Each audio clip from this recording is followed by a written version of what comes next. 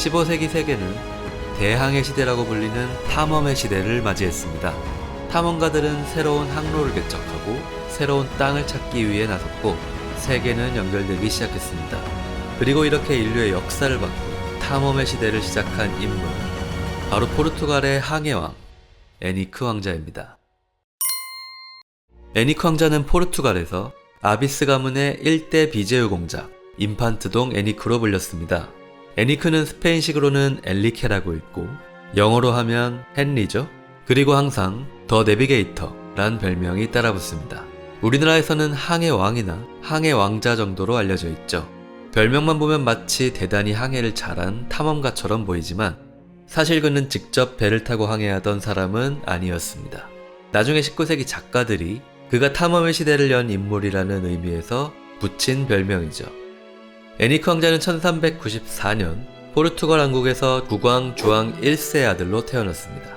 주앙 1세는 아비스 가문의 창시자로 왕위 계승 전쟁과 카스티아와의 전쟁에서 승리하면서 포르투갈의 독립을 지킨 인물이죠. 그리고 그의 왕비이자 에니크 왕자의 어머니인 필리파 왕비는 잉글랜드 출신으로 헨리 4세의 누이입니다. 주앙 1세와 필리파 왕비가 혼인을 하면서 이때 포르투갈과 잉글랜드의 동맹 관계가 완성되었죠. 이 동맹은 유럽에서 가장 오래된 동맹으로 지금까지도 유효한 동맹입니다.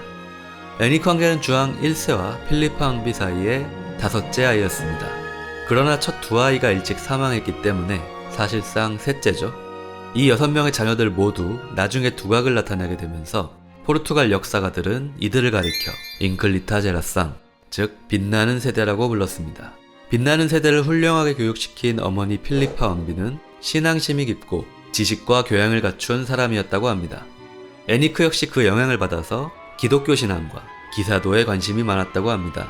그는 그리스도 기사단을 이끌며 평생 결혼을 하지 않고 독신 생활을 하는데요. 이슬람 세력과 싸우며 탐험을 통해 영토와 부를 확장하는 일에 매진했습니다. 그럼 에니크 왕자가 살던 시대의 상황을 한번 보겠습니다. 이베리아 반도는 8세기경 이슬람이 점령했었다가 레콩키스타를 통해 포르투갈 왕국과 스페인의 카스티 왕국 등 유럽 기독교 세력이 재정복하게 되죠. 그러나 주변 이슬람 세력도 건재했습니다.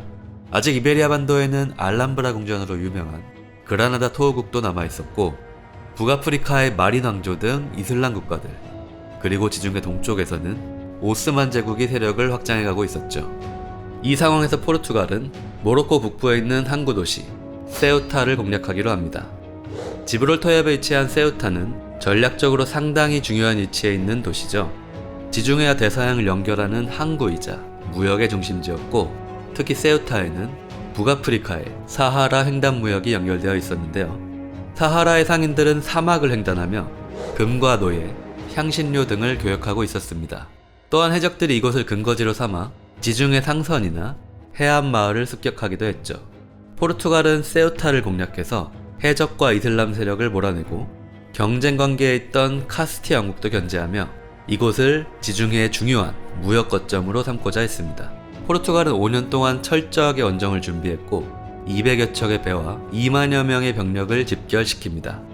그런데 떠나기 직전 필리파 왕비가 전염병에 걸려 사망하고 맙니다. 왕과 왕자들은 애도했지만 원정을 포기할 수는 없었습니다. 1415년 7월 주앙 1세는 왕자들과 함께 직접 원정을 떠나게 됩니다. 포르투갈 함대는 세우타에 도착해 세우타 요새에 공략을 시도하는데요. 강풍이 불어서 공략하기가 쉽지는 않았다고 합니다. 그런데 이때 에니크 왕자가 군대를 이끌고 가장 먼저 상륙에 성공하게 됩니다. 일단 상륙에 성공하자 포르투갈 군대는 하루 만에 세우타 요새를 함락시킵니다. 포르투갈은 이렇게 세우타를 점령하는 데 성공했고 도시에서는 대규모 약탈이 일어납니다. 에니크 왕자는 이때의 공로를 인정받아 1대 비제유 공작이 되었고 주앙 1세는 그에게 세우타 방어를 맡깁니다. 하지만 세우타를 뺏긴 마린 왕조 입장에서는 가만히 있을 수는 없었죠. 그들은 계속해서 세우타 탈환을 시도하는데 1419년에는 그라나다 토호국과 연합해서 세우타를 포위합니다. 하지만 포르투갈 수비대는 결국 이들을 물리치고 세우타를 성공적으로 방어하죠. 마린의 술탄은 이후 쿠데타가 일어나 암살당하고 정치적 혼란이 일어나면서 더 이상 세우타를 신경 쓰지 못하게 됩니다. 포르투갈의 세우타 점령은 로마 시대 이후 처음으로 유럽 국가가 다른 대륙에 진출하는 순간이었습니다. 애니크 왕자가 세우타에서 이슬람 국가들을 상대로 두각을 나타내자 교황은 그를 그리스도 기사단의 그랜드 마스터, 즉 기사단장으로 임명합니다. 그리스도 기사단은 1319년 템플 기사단이 해체된 후에 포르투갈 지부에서 새롭게 조직된 기사단이죠. 그들은 이슬람 세력과의 전투에서 활약했고 세우타 공략에서도 그리스도 기사단이 주축이 되었다고 합니다. 이후 대항해 시대 포르투갈의 탐험 활동에 있어서도 그리스도 기사단은 매우 중요한 역할을 하게 되는데요. 그들은 여러 토지와 자산을 소유하고 있었고 귀족이나 교회 등으로부터 여러 기부도 받았기 때문에 애니크가 탐험 활동을 하는 데 있어 중요한 재정적, 군사적 기반이 되었습니다. 포르투갈의 탐험 선박들은 그리스도 기사단에 이 붉은 십자가를 내걸고 항해를 했고 그래서 나중에는 포르투갈 탐험의 상징으로 여겨졌죠. 그리스도 기사단은 대서양 항로 개척과 식민지 건설에 대한 재정적, 군사적 지원을 제공하고 기독교를 전파하는 일에 앞장섰습니다. 특히 국가로부터 식민지에서 나오는 이익에 대한 권리까지 인정받으면서 이를 통해 막대한 부를 얻게 됩니다. 이러한 역할은 대항해 시대 기간 동안 계속되었다가 나중엔 역할이 축소되면서 세속화되고 지금은 포르투갈 명예훈장이나 국기, 문장 등에 남아 있습니다. 그럼 애니크 왕자가 탐험 활동을 시작한 이유는 무엇이 있을까요? 그 중 하나는 전설적인 기독교 왕국인 프레스터존을 찾는 것이었습니다. 프레스터존은 이슬람 국가들 나라 너머에 있는 동방의 부유한 기독교 왕국으로 이들과 동맹을 맺어 이슬람을 몰아내고 새로운 무역로와 부를 찾고자 했습니다.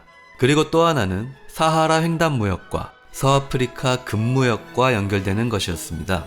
특히 막대한 금을 가지고 있던 사람으로 유명한 14세기 만리 제국의 통치자 만사무사의 이야기도 유명했죠.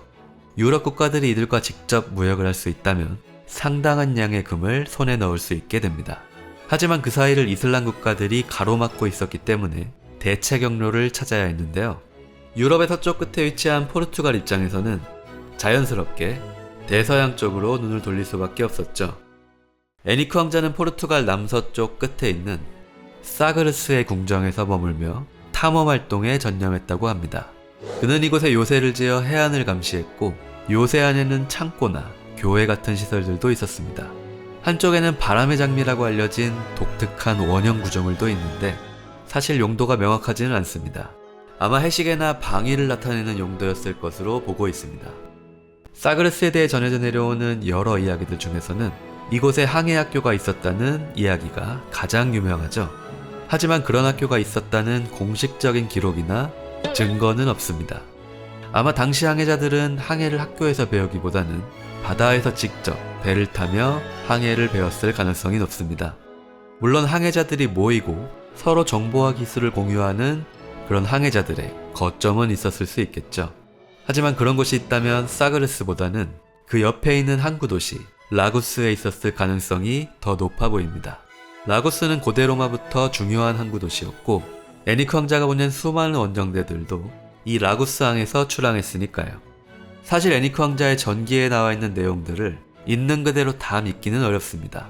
주라라라는 작가가 쓴 최초의 애니크 연대기는 사실 애니크 본인이 직접 의뢰해서 쓴 책으로 역사학자들은 신뢰성이 떨어진다고 보고 나중에 여러 작가들을 거치면서 그가 항해학교는 물론 항해 지식과 과학에 대한 체계적인 연구를 진행했다는 신화도 만들어졌습니다.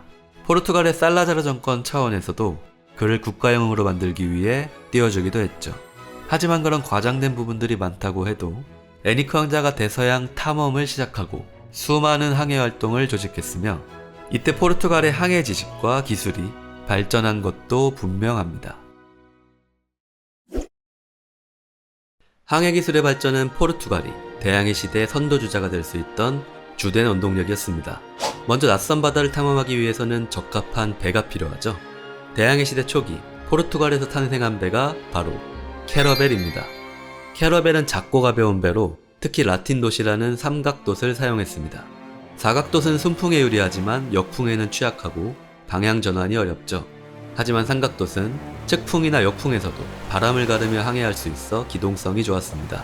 14세기 오면 아랍의 다우선처럼 지중해 많은 배들이 라틴 돛을 사용하게 되죠. 캐러벨은 무게가 80톤을 넘지 않는 작은 배였습니다. 돛대는 보통 2개나 3개가 있었고 배가 크지 않았기 때문에 뒤쪽에 선미루를 높여 선실로 활용했죠. 캐러벨은 조종성이 뛰어나 다양한 상황에 대처할 수 있고 익숙하지 않은 해안을 탐험하기에 이상적이었습니다. 작은 배였기 때문에 배를 건조하는 비용이나 기간도 적게 들고 승무원도 20명에서 30명 정도로 많이 필요하지 않았습니다. 그래서 적은 인원으로 여러 원정대를 보내 다양한 해역을 탐험할 수 있었죠. 항해에는 선박 외에도 항해 도구들도 필요했습니다. 나침반은 물론이고 아스트롤라베 그리고 사분이가 있었죠.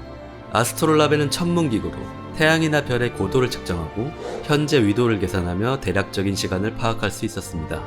고대 그리스에서 시작되어 아랍 학자들이 각도 눈금을 도입하고 지평선의 방위를 나타내는 원을 추가했죠. 하지만 아스트롤라베는 거친 바다에서는 사용하기가 어려웠기 때문에 포르투갈에서 선원용 아스트롤라베가 탄생하게 됩니다. 사분이 역시 아스트롤라베를 축소한 버전으로 아랍 학자들로부터 발전되었는데요. 아스트롤라베에 비해 쉽게 제작될 수 있었고 휴대가 쉬웠기 때문에 바다에서 사용하기 좋았죠. 바다에서 사분이를 사용한 기록 역시 포르투갈 항해자들로부터 시작됩니다. 또한 항해는 어떤 방향으로 어떻게 바람을 타고 가는지도 중요하죠. 대항해 시대 포르투갈 항해자들이 사용한 항해 기법 중 하나로 볼타두마르라는 것이 있었습니다. 대서양을 항해할 때 바람과 해류를 타고 효과적으로 포르투갈로 돌아오는 방식이죠. 지구는 적도를 기준으로 위도 30도까지는 동풍, 즉 무역풍이 붑니다. 30도보다 높은 위도에서는 편서풍이 지속적으로 불죠. 그리고 바람의 영향과 지구의 자전 등으로 인해 바닷물이 일정한 방향으로 흘러가는 해류가 만들어집니다. 볼타두마르는 포르투갈에서 출발해 카나리아 해류를 타고 남서쪽으로 내려간 다음 다시 돌아가려고 하면 바람과 해류의 역방향이라 돌아가기가 어렵습니다. 그래서 서쪽으로 우회해서 다시 바람과 해류를 타고 포르투갈로 돌아오는 방식이죠. 어떻게 보면 멀리 돌아서 오느라 더 오래 걸린다고 생각할 수도 있지만 오히려 더 빠르고 또 안전하게 포르투갈로 돌아올 수 있었다고 합니다. 볼타두마르는 포르투갈이 서아프리카 해안 탐험은 물론 희망봉을 돌아 인도까지 진출하고 돌아오는 항로를 개척할 수 있게 해주었습니다. 자, 이제 항해할 준비가 되었습니다. 애니크 왕자는 첫 번째 탐험대를 보내는데요. 그의 기사였던 주앙 곤살베스 자르코 그리고 트리스탕 바즈 테셰이라가 1418년 라구스항에서 출항합니다. 이들은 서아프리카 해안을 따라 항해하고 포르투갈로 돌아오려고 했는데요. 그런데 돌아오던 도중 폭풍을 만나게 됩니다. 폭풍으로 인해 진로를 잃은 배는 어떤 섬에 불시착하게 되는데요. 이곳은 포르투 산투 섬이었고, 즉 이들은 마데이라 제도를 발견한 것이죠. 포르투 산투란 이름도 성스러운 항구라는 뜻인데 폭풍 속에서 신의 도움을 받았다는 뜻이라고 합니다. 포르투갈로 돌아온 자르코와 테시에이라는 애니크 왕자에게 이 섬의 존재를 알렸고, 애니크는 이곳에 정착민을 보냅니다. 사람이 살고 있지 않던 마데이라 제도는 이때부터 사람이 살기 시작했고 포르투갈의 영토가 되었습니다. 그리고 곧 큰 섬인 마데이라 섬도 발견되죠. 마데이라에서는 주로 와인과 사탕수수를 재배하기 시작했습니다. 특히 사탕수수 재배로 품질 좋은 설탕이 생산되자 마데이라는 대서양 설탕 무역의 중심이 되었고 푼샬 같은 도시도 빠르게 성장했습니다. 사탕수수 재배를 위해 아프리카에서 노예들을 데려오기도 했죠. 하지만 16세기에 가면 브라질이나 쌍투메에 밀려서 사탕수수 재배는 중단됩니다. 이후 마데이라의 주요 품목은 와인이 되었는데 18세기에 특히 미국에서 유명해지면서 미국 독립선언서를 읽고 건배하는데도 마데이라 와인이 사용되었다고 하죠. 현재는 사탕수수나 와인보다는 인기 있는 휴양지 중 하나로 유럽의 많은 관광객들이 찾고 있습니다. 이렇게 포르투갈은 탐험을 통해 새로운 땅을 얻었습니다. 하지만 애니크 왕자는 이 정도로 만족하지 않았죠. 사실 그가 대서양에서 가장 탐내고 있던 것은 카나리아 제도였습니다. 대서양을 탐험하기에는 매우 중요한 위치에 있기 때문인데요. 하지만 카나리아 제도는 교황이 카스티아 왕국에게 권리를 인정했고, 그러자 포르투갈도 자신들 역시 이곳을 탐험해왔다고 주장하죠. 카스티아 왕국은 카나리아 제도의 란사로테와 푸에르테벤투라를 먼저 점령하는데요.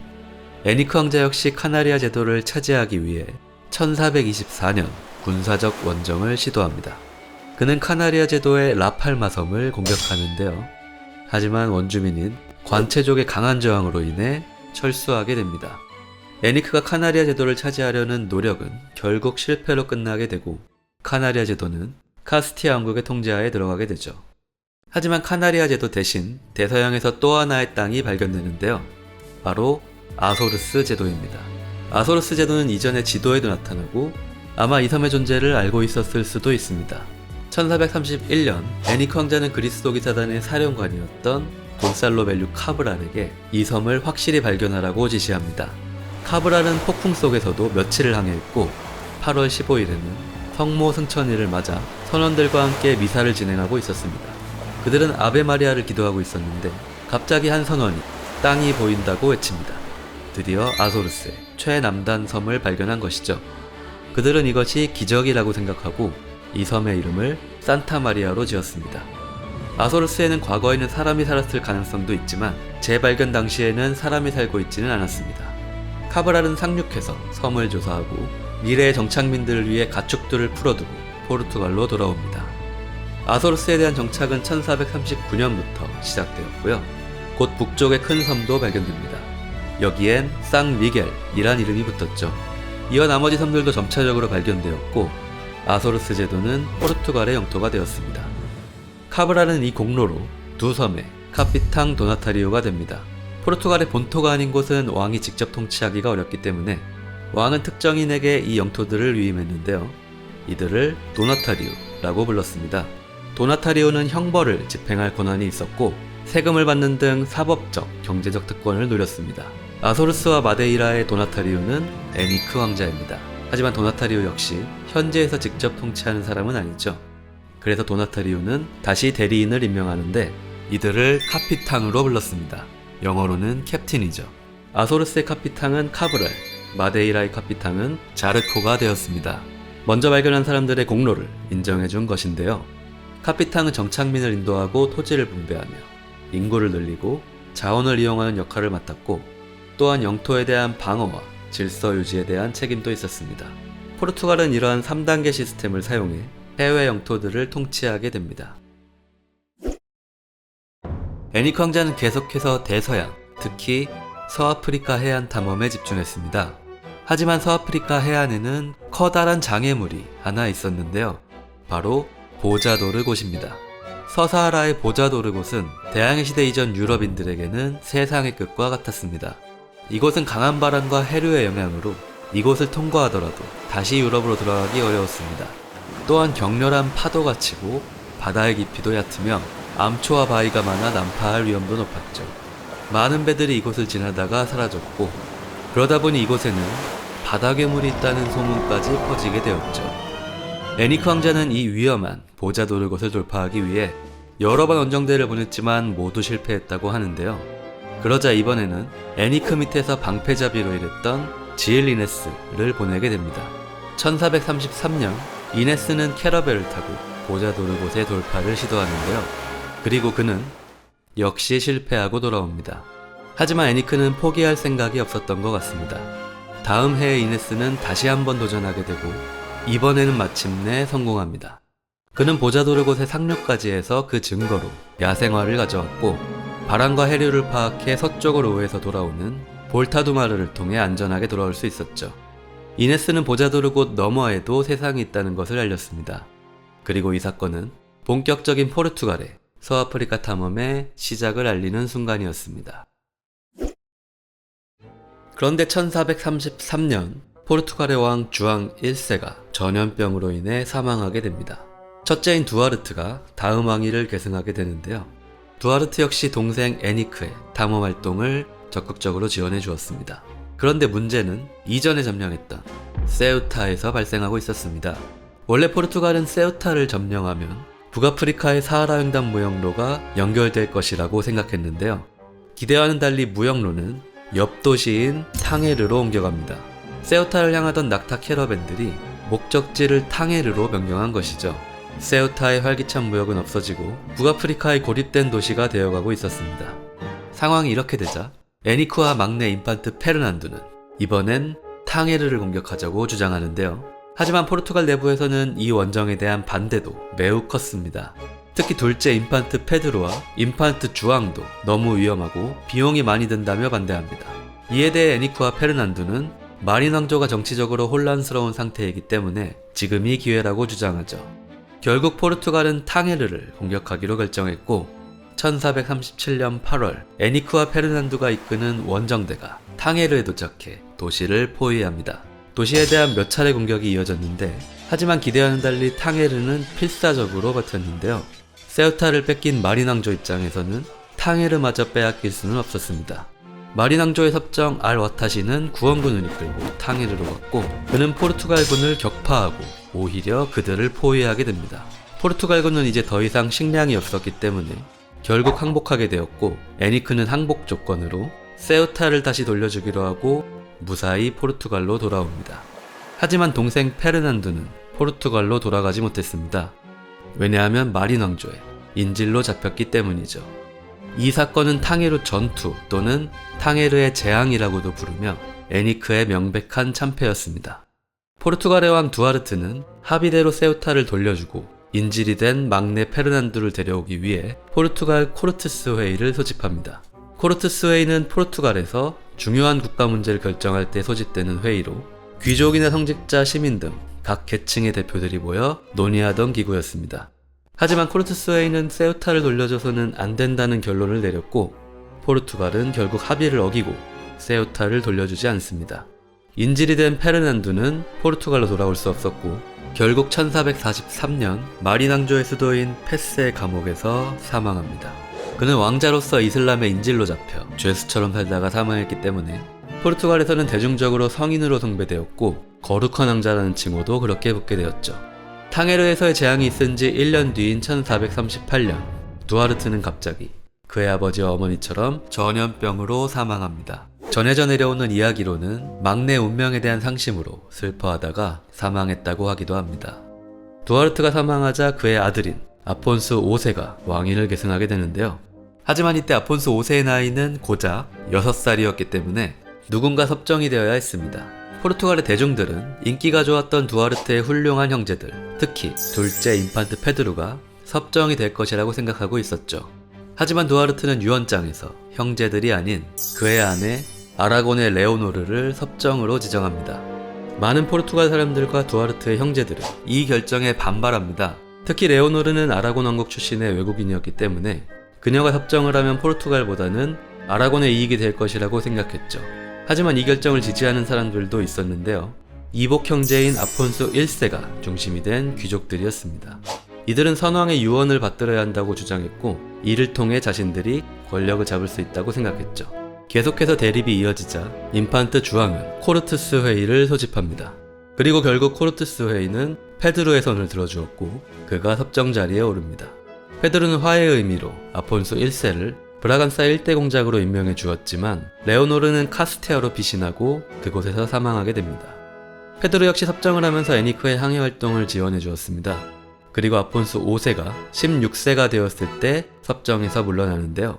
아폰스 5세가 통치권을 가지게 되자 이번엔 아폰스 1세가 그를 찾아가서 자기 편으로 만들었고 아폰스 5세는 삼촌인 페드루를 반역자로 몰고 로 인해서 포르투갈에서 내전이 시작되었습니다. 결국 페드루는 1449년 알파로베이라 전투에서 전사하게 되고 이제 아폰소 1세가 권력을 얻게 됩니다. 사실 페드루는 아폰소 5세의 삼촌이자 장인이기도 했습니다. 아폰소 5세가 페드루의 딸인 이사벨과 결혼했기 때문이죠. 이사벨도 결국 아버지를 잃은 지 6년 만에 23세의 나이로 사망하고 맙니다. 한편 애니크 왕자는 이러한 이복 형제들 간의 내전에도 거의 참여하지 않았습니다. 탕헤르의 재앙 이후 그는 중앙정치에 거의 관여하지 않았고 사그르스에서 머물며 항해 활동에 전념했습니다. 자신을 여러 방면에서 지원해준 형의 죽음도 그냥 지켜볼 수밖에 없었죠. 하지만 그랬기 때문에 항해 활동을 계속할 수 있었습니다. 그는 해외에서 이익을 가져다 주고 있었고 또 독신이기도 했기 때문에 특별히 방해할 이유도 없었죠. 보자도르곳이 돌파된 이후 애니크 왕자의 탐험가들은 서아프리카해안을 따라 더 남쪽으로 탐험했습니다. 그중 한 명인 누누 트리스탕은 1441년 블랑쿠 곳에 도착합니다. 현재 모리타니와 서사하라의 경계에 있는 곳으로 라스누아디브라고 하죠. 이곳은 많은 어업자원과 조류 등 생태학적으로 중요한 곳이고 특히 지중해 몽크 바다 표범의 몇 안 되는 서식지입니다. 그리고 트리스탕은 이곳에서 마침내 현지 주민들과 접촉하게 되는데요. 주민들을 만난 그는 그들을 습격해서 포로로 잡아 포르투갈로 끌고 갑니다. 유럽이 아프리카 원주민을 직접 노예로 잡아 유럽에 데려간 최초의 사례였죠. 이후 트리스탕은 더 아래쪽으로 내려가서 아르긴만도 발견합니다. 포르투갈은 이후 아르긴 섬에 요새를 건설하는데요. 아르긴 요새는 포르투갈이 서아프리카에 만든 첫 번째 요새입니다.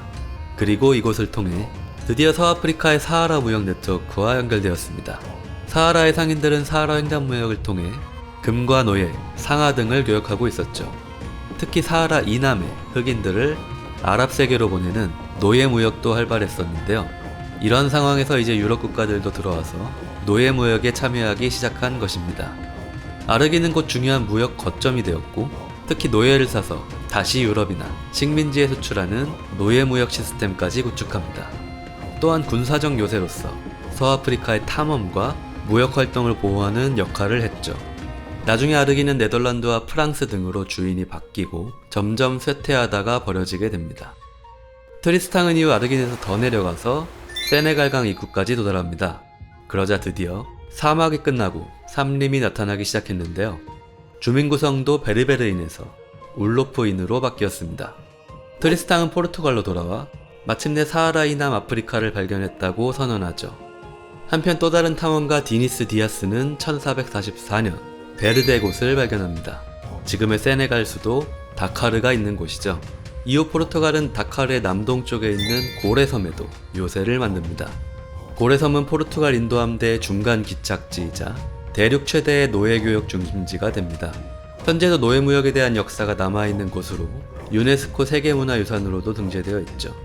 1446년에는 트리스탕이 다시 한번 노예를 약탈하기 위해 서아프리카 원정에 나섭니다. 그는 베르데곳을 넘어 감비아 지역까지 진출했고 그곳에 어느 강에 진입하게 됩니다.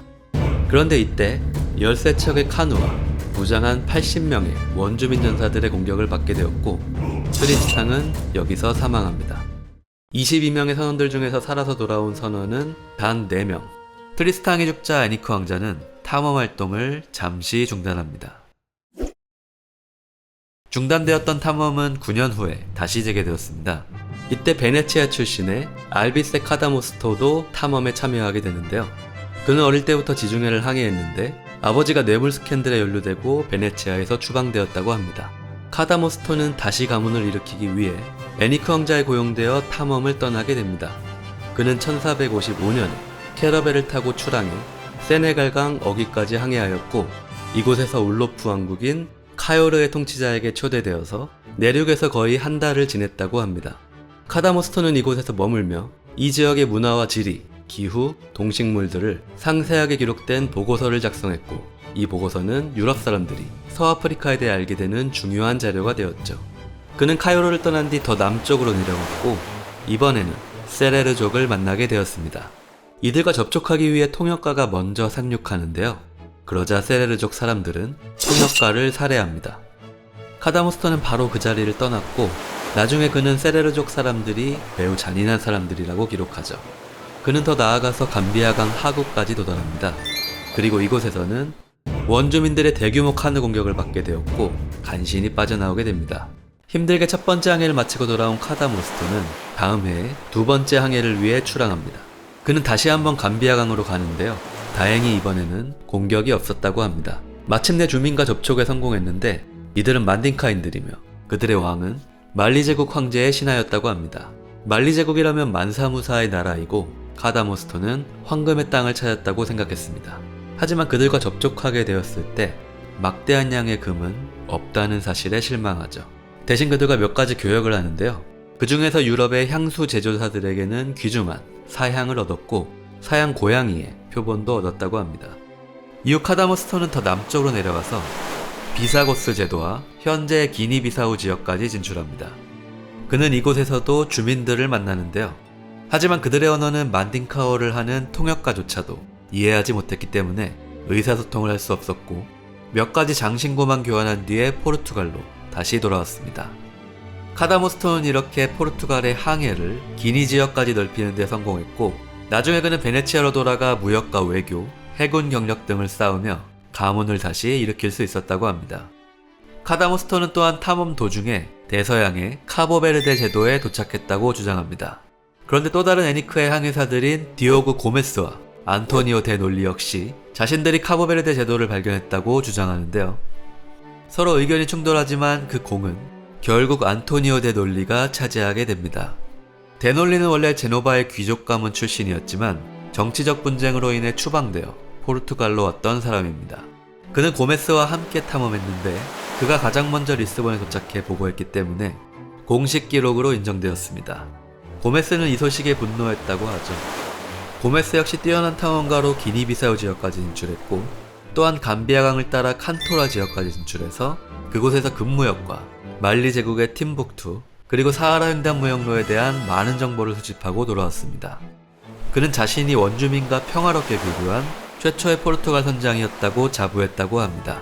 포르투갈은 1462년에 카보베르데 산티아고 섬에 첫 정착지를 건설했고 데놀리가 이곳의 카피탕이 됩니다.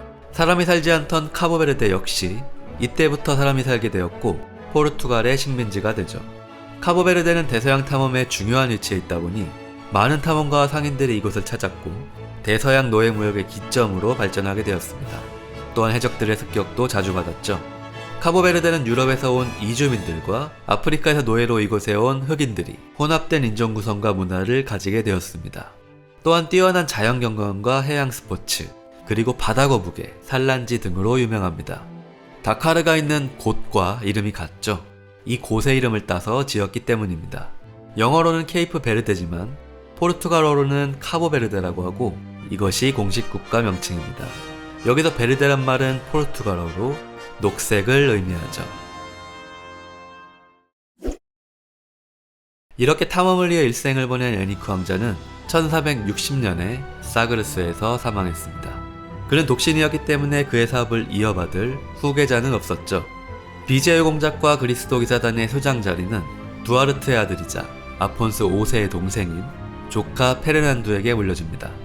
그가 죽은 지 28년 후에는 바르톨로메오 디아스가 희망봉에 도달했고 38년 후인 1498년에는 바스쿠다 가마가 인도에 도착하게 됩니다. 리스본의 벨렘에는 발견의 기념물이란 기념물이 있습니다. 이곳에는 대항해 시대를 대표하는 포르투갈의 탐험가들이 조각되어 있는데요. 그중 맨 앞에 있는 사람이 바로 애니크 왕자입니다. 그가 이 발견의 시대를 연 사람이기 때문이죠. 그가 항해를 하지 않고도 더 내비게이터로 불린 이유이기도 합니다. 대항해 시대의 시작은 여러 견해가 있지만 1418년으로 보는 경우가 많습니다.